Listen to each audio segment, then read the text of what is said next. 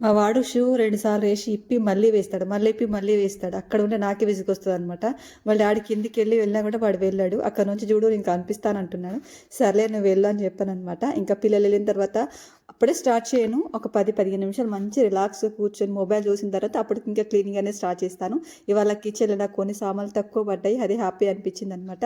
ఇంకా సోఫా మీద ఎక్కడెక్కనే ఉంటాయన్నమాట. అందుకని అవన్నీ తీసుకొచ్చి పెట్టేశాను. ఇంకా బెడ్‌రూమ్‌లన్నీ ఉంటాయి కదా! అవన్నీ దులిపేసి బెడ్‌షీట్లన్నీ వేసి మళ్ళీ బెడ్‌షీట్లన్నీ మడకబెట్టి కబోర్డ్‌లో పెట్టేశాననమాట. దుప్పట్లన్నీ కప్పుకునేవి. ఇట్లా పెట్టేసుకున్నాం అనుకోండి కొంచెం వెచ్చగా ఉంటాయన్నమాట. ఆ తర్వాత ఇంకా కుర్చీ మీద బట్టలు చూస్తున్నారు కదా! నైటు బయట వేసాననమాట. చల్లగా ఉంటాయని తెచ్చి లోపల వేసి మడకబెడదాం అనుకున్నాను. ఓపిక లేకుండా అట్లా పోయి పడుకున్నాను. ఇప్పుడు ఇంకా మడకబెట్టేసి నేను ఫ్రెష్ అప్ అయ్యి వచ్చేసి ఇంకా దీపారాధన అయితే చేసేసుకున్నాను. మార్నింగ్ ఉప్మా చేశానని చెప్పాను కదా! ఉప్మా చేస్తే ఎక్కువ చేయను. ఎందుకంటే తినేవాళ్ళు చాలా తక్కువ ఉంటారు కాబట్టి ఉప్మా చాలా తక్కువ చేస్తాననమాట. నా పూర్తి కొంచెం మిగిలింది. అది నేను వేడి చేసేసుకొని తినేస్తాను.